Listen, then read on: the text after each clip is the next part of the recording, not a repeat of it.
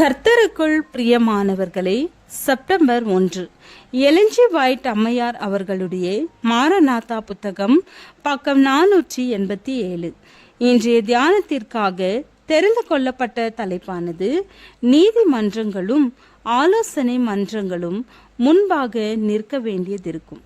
வசனம் சங்கீதம் 119 அதிகாரம் 46 வசனம். நான் உம்முடைய சாட்சிகளை குறித்து ராஜாக்களுக்கு முன்பாகவும் வெட்கப்படாமல் பேசுவேன். இந்த மாபெரும் ஊழியம் முடிவடைய போகிற காலத்திலே எப்படி சமாளிப்போம் என்று அறிந்திராத குழப்பங்களை நாம் சந்திப்போம்.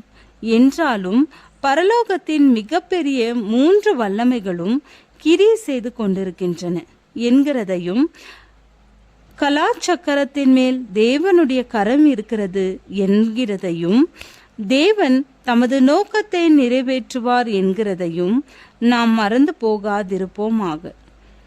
அவருடைய நாமத்து நிமித்தம் 1000 மக்களுக்கு முன்பாகவும் ஆலோசனை மன்றங்களுக்கு முன்பாகவும் நிற்க வேண்டிய வேலை வரும்.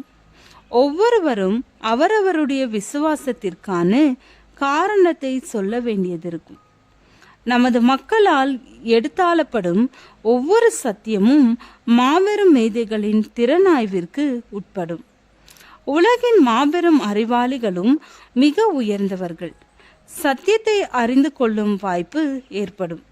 நாம் சத்தியத்தை எடுத்தாலும் ஒவ்வொரு நிலையும் தீர்க்கமாக வேத வார்த்தைகளை கொண்டு சோதிக்கப்படும். இன்றைக்கு நாம் உலகத்தாரால் அறியப்படாதவர்கள் போன்று தோற்றமளிக்கலாம். ஆனால் நிலைமை இப்படியே என்றும் இருக்காது. நம்மை முன்னணிற்கு கொண்டு வர இயக்கங்கள் வேலை செய்து கொண்டிருக்கின்றன. ஒருவேளை நம்முடைய சத்தியங்கள் வரலாற்று அறிஞர்களாலும் அல்லது உலகின் தலை சிறந்த மனிதர்களாலும் சின்ன பின்னப்படுத்தப்படலாம். ஆம், அவ்வாறு செய்யப்படும். சத்துருக்கள் தடுக்கவோ மறுத்து பேசவோ கூடாதபடி வல்லமையான நாவையும் ஞானத்தையும் கர்த்தராகிய இயேசு தமது சீடர்களுக்கு கொடுப்பார்.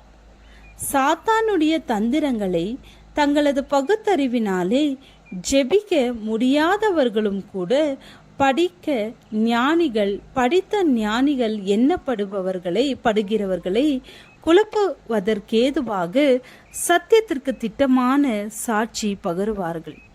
கல்லாதவர்களின் நாவுகளிலிருந்து மனங்களை அசைக்கத்தக்கதான மற்றவர்களும் சத்தியத்தை நம்பி ஏற்றுக்கொள்ளத்தக்கதான வல்லமையோடும் ஞானத்தோடும் வார்த்தைகள் பிறக்கும். அநேகர் சத்தியத்திற்கு திரும்புவார்கள். அவர்களுடைய சாட்சியினால் 1000கணக்கானோர் மனம் திரும்புவார்கள். படித்தவர்களுக்கு கிடைக்காத வல்லமை ஏன் படிக்காதவர்களுக்கு கிடைக்கிறது? படிக்காதவர்கள் கிறிஸ்துவின் மீதுள்ள விசுவாசத்தால் பரிசுத்தமான தெளிவான சத்திய ஒளிக்குள் பிரவேசித்திருக்கிறார்கள். படித்தவர்களோ சத்தியத்தை விட்டு விலகி சென்று விட்டார்கள். ஏழையான மனிதன் கிறிஸ்துவிற்கு சாட்சியாகினான்.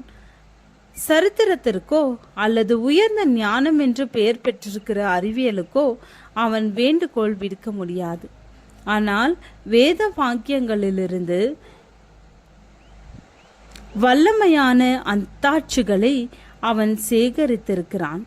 தேவ ஏவுதலினாலே அவர் பேசுகிற சத்தியம் சுத்தமுள்ளதாகவும் கவனத்தை ஈர்க்கக்கூடியதாகவும் இருக்கிறது.